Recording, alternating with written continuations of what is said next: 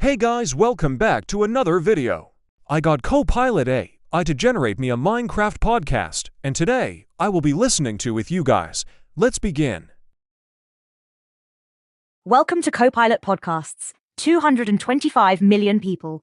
That's how many active players Minecraft has every single month, more than the population of Brazil playing with digital blocks. Today, we're diving into how a simple game about breaking and placing blocks became a global phenomenon, revolutionized education, and might just be shaping the future of how we learn and create.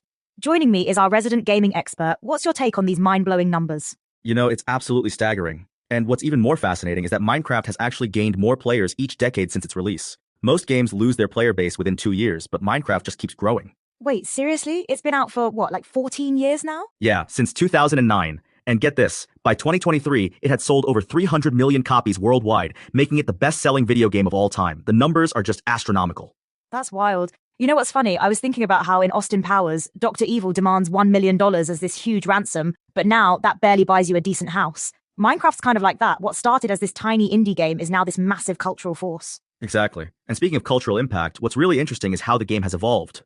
The latest updates in 2025 brought things like copper golems, mounted combat, and these incredible new biomes. It's constantly reinventing itself. But at its core, it's still just blocks, right? How has something so simple managed to stay relevant for so long? That's actually what makes it genius. The simplicity is what gives it unlimited potential. Think of it like digital Lego. The basic concept hasn't changed, but what you can create with it is infinite. And speaking of creation, let's talk about education. I've heard some pretty impressive things about how schools are using Minecraft. Oh, absolutely.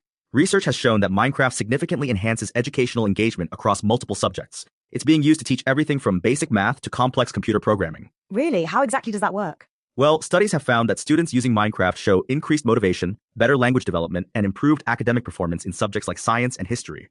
It's particularly effective because it makes learning interactive and engaging. That's fascinating. I've noticed how the villager trading system is basically teaching kids about economics without them even realizing it. Exactly. And it goes beyond just academic subjects. The game develops crucial skills like creativity, collaboration, critical thinking, and problem solving. These are exactly the skills kids need for the future workforce. But there must be some concerns too, right? I mean, anything this engaging has to have some downsides? Well, yes. Research has shown that Minecraft can be addictive, especially for children with ADHD. Some kids might have trouble transitioning away from the game or become obsessed with it. How do you balance that between the benefits and the risks? It's all about moderation and supervision. The game itself is rated E10, meaning it's safe for kids, but parents need to monitor things like multiplayer interactions and screen time. Let's talk about the modding community. I hear that's a whole other level of creativity. Oh, it's incredible. In 2025, we're seeing everything from AI-powered NPCs to complete game overhauls. There are mods that add new biomes, creatures, even entire technological systems. Wait, AI-powered NPCs? What does that mean exactly? Yeah, modders are creating villagers with dynamic dialogue, mobs that adapt to your behavior, even AI dungeon masters that guide you through custom quests. It's really pushing the boundaries of what's possible in the game. That's mind-blowing. And I imagine this keeps the game fresh for older players too? Absolutely. The modding community has basically ensured that Minecraft can be whatever you want it to be. Want a space exploration game? There's a mod for that. Want to run a medieval kingdom? There's a mod for that too.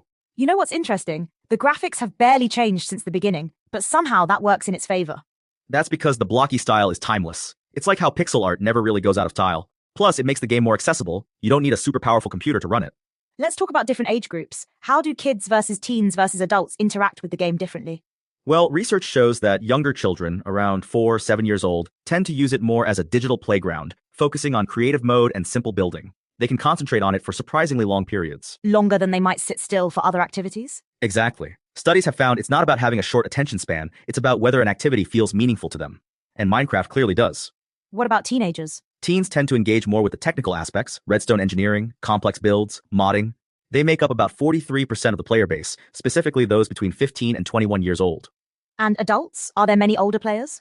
Actually, yes. The average Minecraft player is 24 years old. Adults often appreciate the game's problem-solving aspects and use it as a creative outlet, or even for professional purposes, like education or design. That's fascinating. It really seems like Minecraft has something for everyone. And that's exactly why it's been so successful. It's not just a game, it's a platform that adapts to whatever the user needs it to be. Let's talk about the future. Where do you see Minecraft going from here? Well, looking at recent updates like the Copper Age and Mounts of Mayhem, it's clear they're still innovating. But I think the real future lies in how people use it as a tool for learning and creation. What do you mean by that? Think about it, we're already seeing AI integration in mods, educational applications in schools, and professional uses in design and architecture. The possibilities are endless.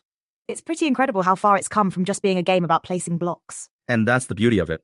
The simple foundation allows for infinite complexity. It's like giving someone a box of Lego bricks. The only limit is their imagination. So when you step back from all this, what do you think is the most important thing about Minecraft's impact? I think it's how it's changed our understanding of what games can be. It's shown that games aren't just entertainment, they can be tools for learning, creativity, and social connection. And it's still growing, right? Those numbers we mentioned at the start are still going up? Absolutely. With 225 million monthly active players and counting, Minecraft isn't just surviving, it's thriving. And each new generation seems to find their own way to make it meaningful. It really is remarkable how a game about blocks has managed to build such an incredible legacy. You know what's even more remarkable? The fact that after all these years, people are still finding new ways to use it, new things to create, new ways to learn. I guess that's the power of giving people the tools and letting them build their own experiences. Exactly. And with the modding community continuing to innovate and schools finding new ways to integrate it into education, I think we're still just scratching the surface. Well, that brings us to the end of today's episode of Copilot Podcasts. Any final thoughts? Just that Minecraft isn't just a game that changed gaming, it's a tool that's changing how we think about learning, creativity, and what's possible in a digital world. And to think it all started with some simple blocks. Thanks for listening, everyone. Remember, sometimes the simplest ideas have the biggest impact.